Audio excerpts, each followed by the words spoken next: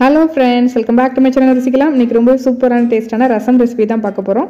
ரசம் ரெசிபினாலே நிறைய பேருக்கு பிடிக்கும்னு சொல்லலாம், நிறைய பேருக்கு பிடிக்காதுன்னு சொல்லலாம். அப்படி ஒரு ரெசிபி தான் ரசம். இது வந்து ரொம்ப சூப்பரா இருக்கும். இந்த மாதிரி வச்சீங்கன்னா இது என் தங்கச்சி சொல்லி கொடுத்தது. ரொம்ப சூப்பரா டேஸ்டா வைப்பா தங்கச்சி. அவகிட்ட கேட்டு தான் இன்னைக்கு வச்சிருக்கேன்.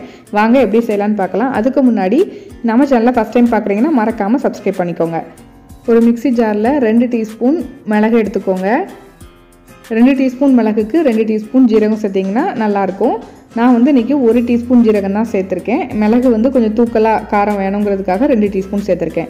அதுக்கப்புறம் ஒரு 15 பல் பூண்டு, கொஞ்சமாக கருவேப்பிலை, இது எல்லாத்தையும் இந்த மாதிரி அரைச்சி எடுத்துக்கோங்க. தண்ணி எதுவும் சேர்க்காமல் இந்த மாதிரி அரைச்சி எடுத்துக்கணும். கன்சிஸ்டன்சி பார்த்தீங்கன்னா கொஞ்சம் 1-2 அடித்த மாதிரி இருக்கணும். அந்த மாதிரி அரைச்சி எடுத்து வச்சுக்கோங்க. அதுக்கப்புறம் ஒரு லெமன் சைஸ் அளவு புளி எடுத்திருக்கேன். இது நல்லா தண்ணியில் கரைச்சி எடுத்துக்கோங்க. இந்த மாதிரி நல்லா கரைச்சதுக்கப்புறம் இந்த தண்ணியை மட்டும் எடுத்துக்கோங்க. இப்போ இந்த தண்ணியில் 2 பெரிய தக்காளியை இந்த மாதிரி பெரிய பீஸாக கட் பண்ணி போட்டுட்டு அதுக்கப்புறம் பிசைஞ்சிக்கோங்க. அப்போ பிசைகிறதுக்கு உங்களுக்கு கொஞ்சம் ஈஸியாக இருக்கும். நல்லா பிசைஞ்சு தக்காளியோட ஜூஸ் ஃபுல்லாக தனியாக வந்துடணும். அந்த அளவுக்கு பிசைஞ்சு எடுத்துக்கணும். அந்த தொலியெல்லாம் இந்த மாதிரி தனித்தனியாக வரணும்.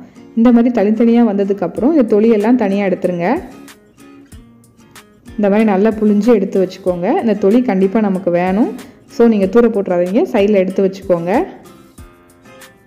இப்போ வந்து நம்ம ரசம் செய்ய ஆரம்பிச்சிடலாம். எல்லாம் ரெடியாக இருக்குது. இப்போ ஒரு கடாயில் கொஞ்சமாக எண்ணெய் சேர்த்துக்கோங்க. இந்த எண்ணெயில் 1 டீஸ்பூன் அளவுக்கு கடுகு சேர்த்துக்கலாம்.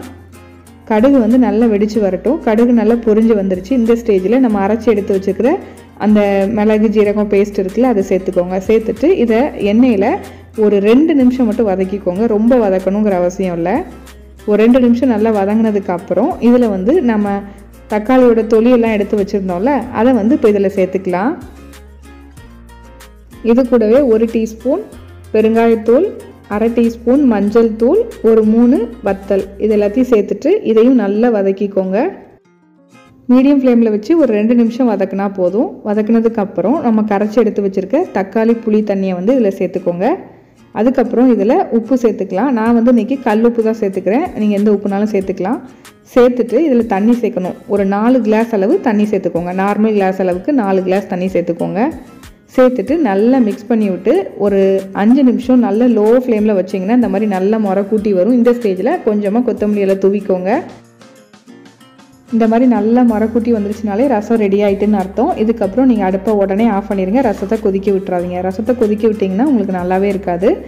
அவ்வளோதாங்க, சூப்பரான ரசம் ரெடி ஆகிட்டு. ஒரு முக்கியமான ஸ்டெப்பு, நீங்கள் எதில் ரசத்தை ஊற்றி வைக்கிறீங்களோ அந்த பாத்திரத்தில் கொஞ்சமாக கருவேப்பிலை, நல்ல பொடியாக நறுக்குன கொத்தமல்லி இலை எவ்வளோ வேணுமோ சேர்த்துக்கோங்க. சேர்த்துட்டு இந்த ரசத்தை ஊற்றிட்டு உடனே க்ளோஸ் பண்ணி வச்சுருங்க. ஒரு 5 நிமிஷம் அதை டிஸ்டர்ப் பண்ண வேண்டாம், அப்படியே வச்சுருங்க. 5 நிமிஷம் கழித்து எடுத்து பார்த்தீங்கன்னா சூப்பரான டேஸ்டான ரசம் ரெடி. இந்த ரசத்தை இந்த மாதிரி வச்சு பாருங்கள்.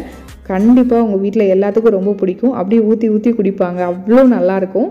எங்கள் வீட்டில் எல்லாத்துக்கும் இந்த ரசம் ஃபேவரட். நீங்களும் ட்ரை பண்ணி பாருங்கள். இந்த ரசம் ரெசிபி உங்களுக்கு பிடிச்சிருந்துச்சுன்னா மறக்காமல் கீழே கமெண்ட் பண்ணுங்கள். இதே மாதிரி நிறைய ரெசிபி நம்ம சேனலில் இருக்குது. ஸோ மறக்காமல் செக் பண்ணி பாருங்கள். மறக்காமல் சப்ஸ்கிரைப் பண்ணிக்கோங்க. அடுத்த ரெசிபி உங்களை தேடி வரும்.